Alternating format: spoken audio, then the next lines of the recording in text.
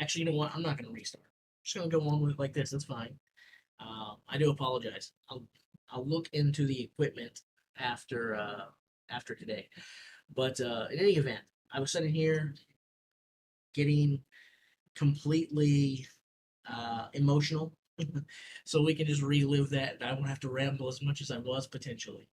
So, um, yeah, guys. So we're gonna talk what happened over the course of the weekend. I saw some great competition. Um, I watched it all. The men's open, the women's open, everything in between, and of course, the main feature itself, the 2023 Shaw Classic, crowning the strongest man on earth. So, this is a bittersweet moment, and it's bittersweet for a lot of reasons. If those of you who actually tuned into the stream live, like I did, you know parts of the reason it's bittersweet. Brian's last contest, right? Uh, but it's bittersweet for me too because I was actually supposed to be there this weekend, and I never got to see Brian Shaw compete live. And I wanted desperately to see Brian compete live. And so I bought the tickets, I booked my hotel room, I already spent the money, everything was in place. I was supposed to be there. And then through circumstances beyond my control, I was not able to be there. We had an electrical fire at the house, and I basically had to have the whole house rewired as sort of an emergency thing. So that changed my plans. And we still don't have electricity in all of the rooms. It's safe to be here now. So counting my lucky stars and blessed for that. Um, but yeah, I had to miss out on going to Colorado and watching the Shaw Classic live and Brian's last competition live because I had to stay home to make my home safe, get all my electricity rewired. Uh, so I was devastated coming into the weekend. Again, I already paid for everything. Um, and it was very heartbreaking to know that not only did I spend the money and couldn't go there, but that I was not going to get to see Brian Shaw compete. Who knows? Maybe he'll do some master stuff later or something. I don't know, but it's not going to be the same. And it was important for me to be there, and I didn't get to. And the fact that he won makes it that much harder to swallow that I wasn't there for it. And that's kind of one of the things I want to talk about. I just thought I sort of blogged the events on my YouTube channel about what was going on this weekend, gave you guys updates what was going on if you weren't getting a chance to watch it, or if you were and just wanted to follow along. It doesn't seem like that people paid attention to the content or the content that I put on there, and that's fine.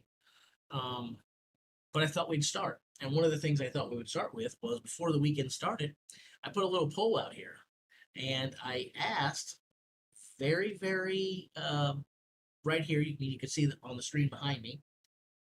Um, I asked, who do you think's going to win the Shaw Classic and be crowned the strongest man on earth? And it was a two-way tie, 31% apiece for Brian Shaw and Tom Stoltman. And I'll be honest, my heart was with Brian Shaw, but the way that he's looked in the last couple years and I didn't really think that Brian Shaw was going to win it. I thought that 31% there was a bit of a homer pick. I thought Brian would probably finish third or fourth, and I thought he would have been. I would have been. I don't know how he would have felt about it. He's super competitive, but I would have been super proud of him for a third or fourth place finish. I guess egg on my face. I thought Trey Mitchell would probably finish second to Mitchell Hooper. So I thought the two Mitchells were going to be at the top. I thought Mitchell Hooper would probably win it. Trey Mitchell would come in second. Uh, and then I thought Brian Shaw would either come in third or fourth, depending upon where Tom Stoltman came. I thought basically it would be Tom or Brian in that third place position. As it as it turned out, Brian Shaw won the whole dang thing. Mitchell Hooper finished second, and Tom Stoltman took third. Evan Singleton fourth, and Trey Mitchell went from being the two-time winner to finishing fifth. It was an exciting competition all weekend long, and there was a lot of stuff on there. So we're going to kind of just review it And again, I don't have any sort of plans. We're going to go as long as this takes, or as long as I feel like rambling and no longer. If you guys give me questions, I'll field them and stuff like that. You guys tell me what you want to talk about, we'll do that. Otherwise, I'll just sit here and talk to myself. As far as will he compete in the Masters, I don't know. Knowing Brian, I think that he probably will, but I don't think he's going to do it right away. Age wise, he could. He could start competing right away. But I think he's going to take some time to continue worrying about things like business, really get the Shaw Classic to doing what he wants, especially now that they have this whole trademark of the strongest man on earth. I think he's really going to build that. And again, he doesn't really kind of half butt anything. He goes all out and tries to make the best of everything. So I think he's going to focus on those other interests and compete in those as heavily as he ever did in strongman. And then in a few years, we might see him come on uh, like a reunion tour, so to speak, and start competing on the Masters. And that's what I would predict, but I don't know. We'll have to just wait and see.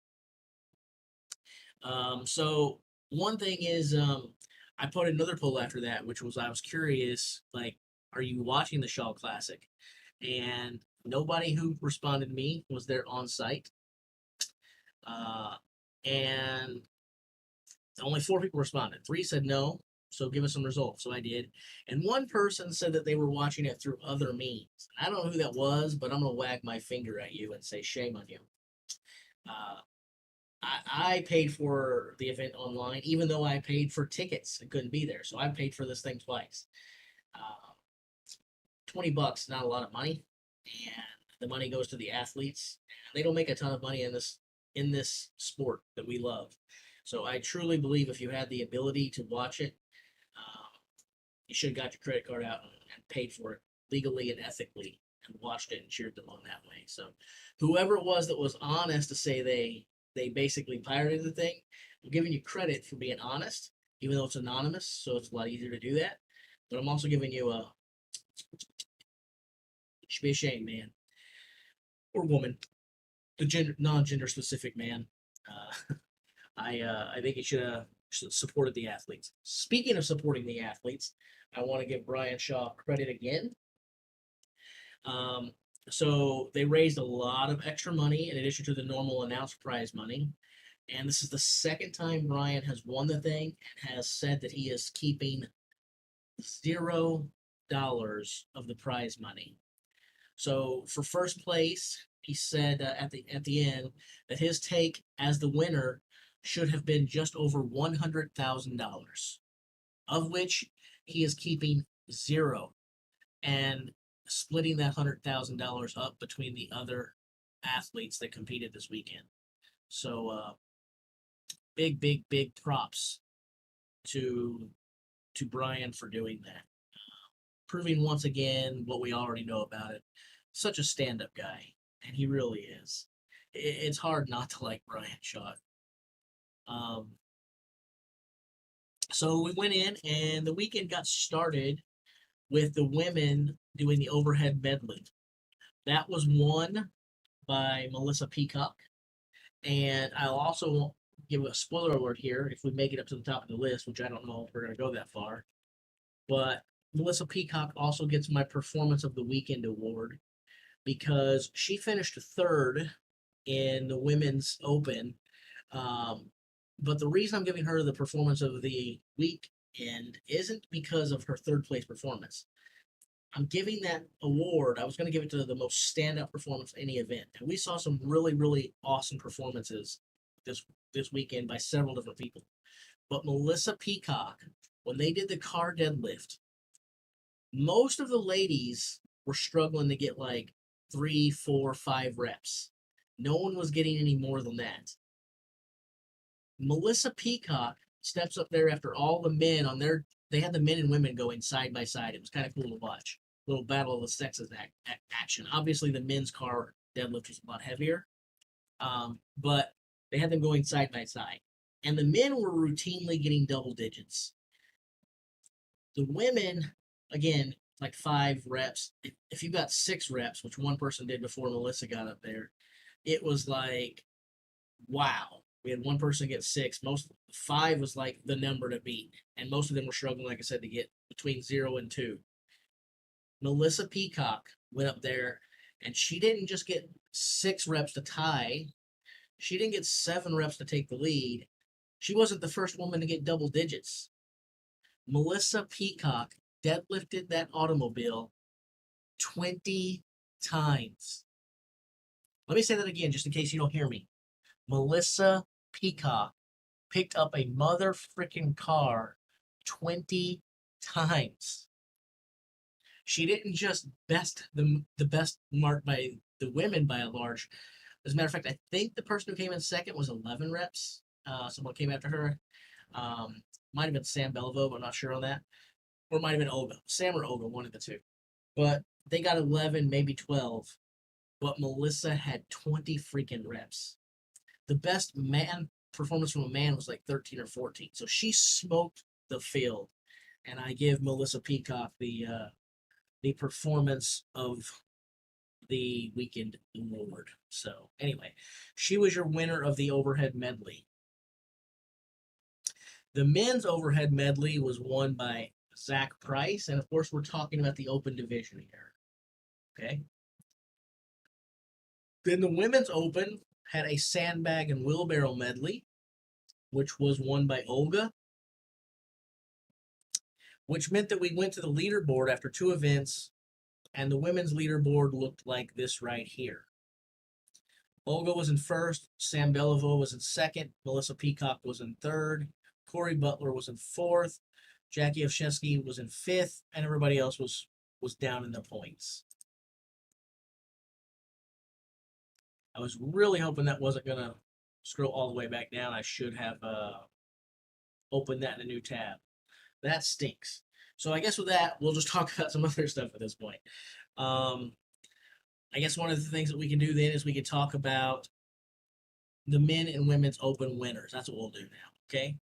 So your women's podium for your women's open, Olga won the whole thing. Last year, I believe she finished second.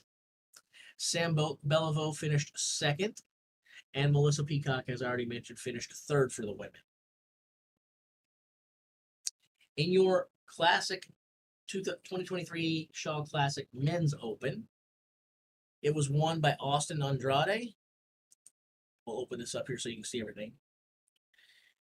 Wesley Derwinski took second, and Joey Leveille took third. So what this means is Austin Andrade will go ahead and get to compete alongside the big boys next year, the 2024 Shaw Classic, assuming it keeps that name. They might just start calling it the strongest man on earth from here on out. I don't know. But just like Thomas Evans earned that right last year, Austin Andrade earned it this year. And speaking of Thomas Evans, I believe he finished 5th or 6th. Hopefully I don't have to scroll down too far here. Let's see here.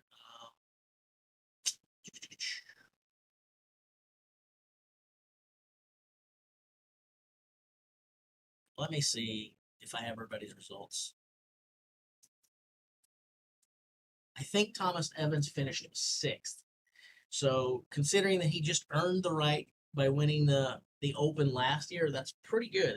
That puts him in the top half of the field pretty easily.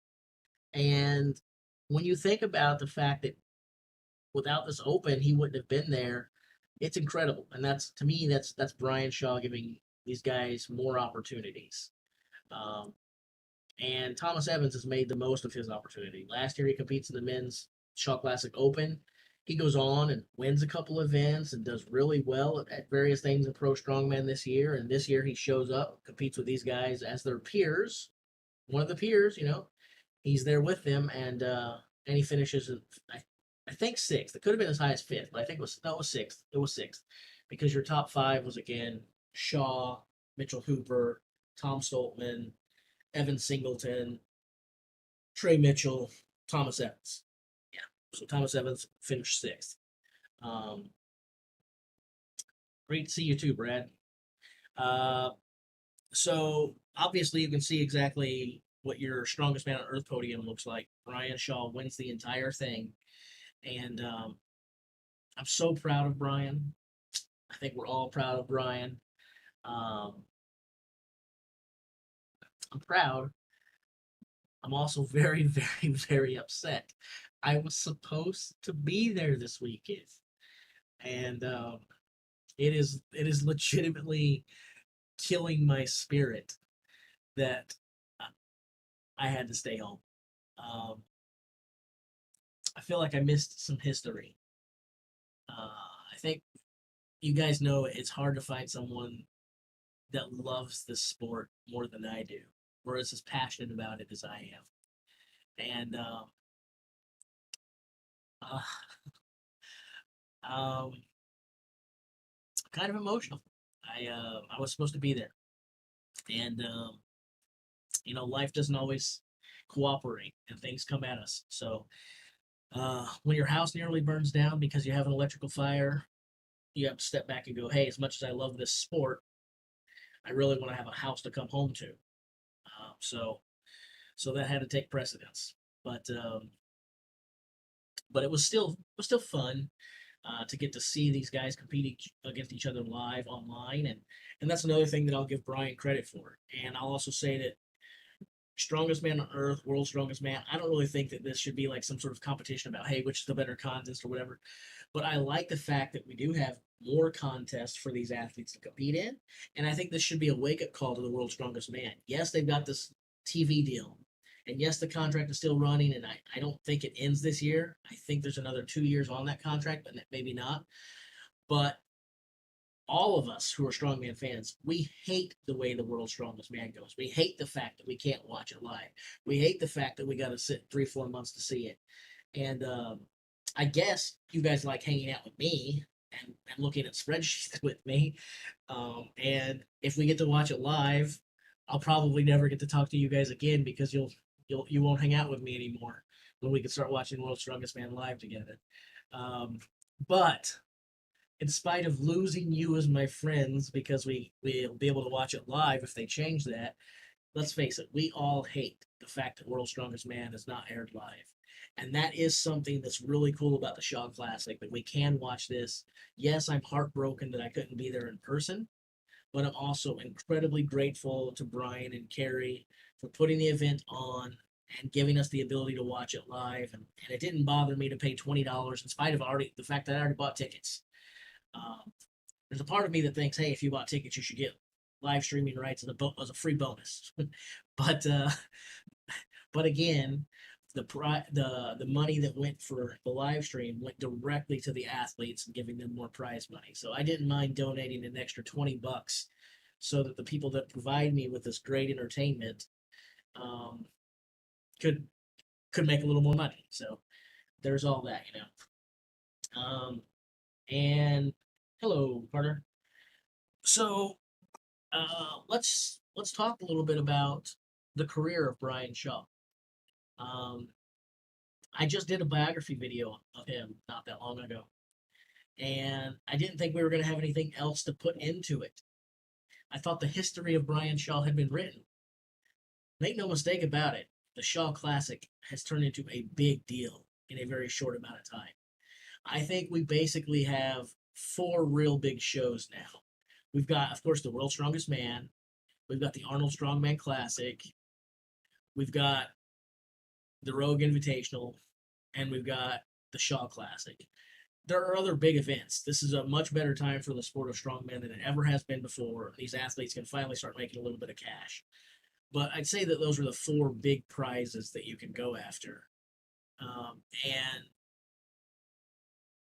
and I think the prestige of the Shaw Classic is probably better than the Rogue Invitational because it carries the Brian Shaw name.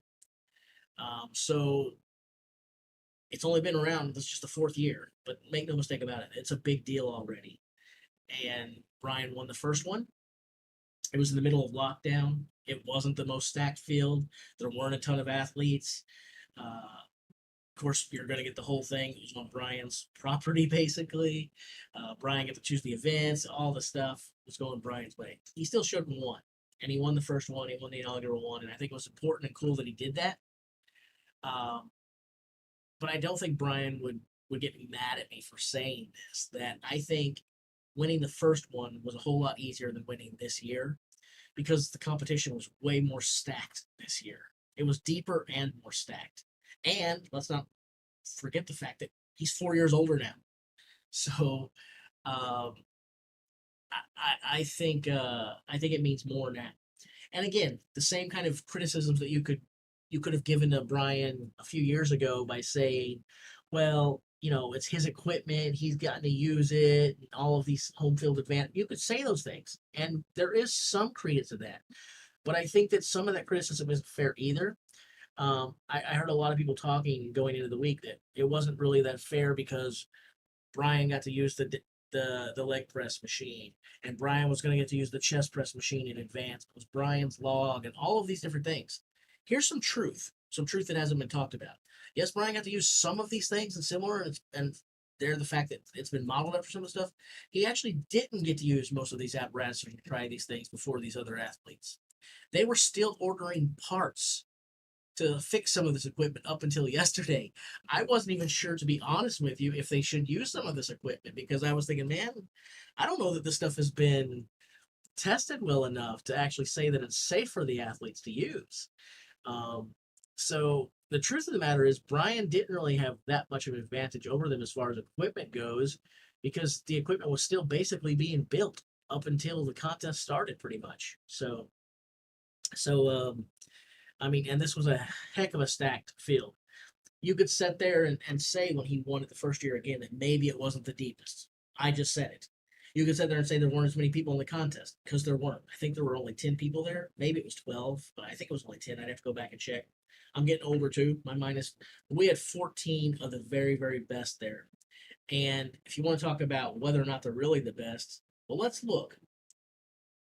In recent times, the world's strongest man has been won by Tom Stoltman, Alexei Novikov, and Martins Licis. The only one of those guys that wasn't there was Martins Licis. So you've got Mitchell Hooper, the very best in the world right now, the reigning world's strongest man. You've got Alexei Novikov. You've got Tom Stoltman, who before Mitchell Hooper had won, Tom had won the last two in a row. So the last four world's strongest man victory champions were present and accounted for in terms of year by year by year. And they're all young. They're not just the recent winner. They're all young. They're all in either the prime right now or their prime is still yet to come. Brian has this great following, has these people who support him like none other. And I'm a huge Brian Shaw fan. A huge Brian Shaw fan. But I'm also a realist. And I'm also a fan of the sport.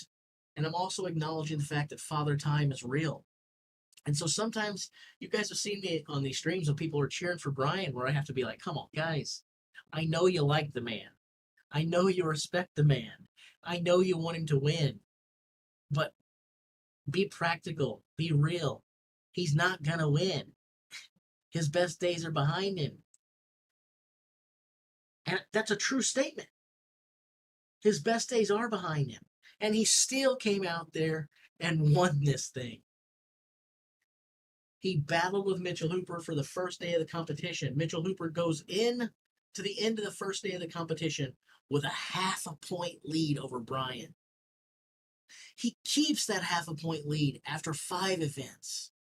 And then in the 6th event, Brian bests Mitchell Hooper and puts some space because he does amazing on the 6th event. And at the end of 6, now Brian had a 3-point lead on Mitchell Hooper. And from that point, he never looked back. And that lead only got bigger, as you can see on the screen right there, finishing 7 points ahead of Mitchell by the time it was all said and done. If you look at that podium, Mitchell Hooper won the last World's Strongest Man. In the 3rd place position, Tom Stoltman won the previous 2, not 1, 2 World's Strongest Man titles. Standing at the top of that leaderboard is four-time winner Brian Shaw, who hasn't seen a victory in quite some time. The last major competition he won was the Shaw Classic, the original one.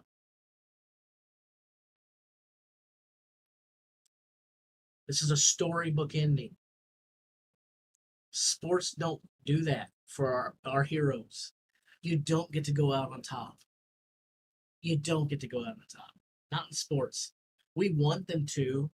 We like these stories. It feels good to see them and watch them, but it doesn't happen. And in this case, it did. And it couldn't have happened to a nicer guy, a more caring guy, or a guy who loves his fellow competitors more than Brian Shaw. And if you guys got to watch it live, I don't know if you did or not, but it was cool. There was this ending moment there where at the event ends.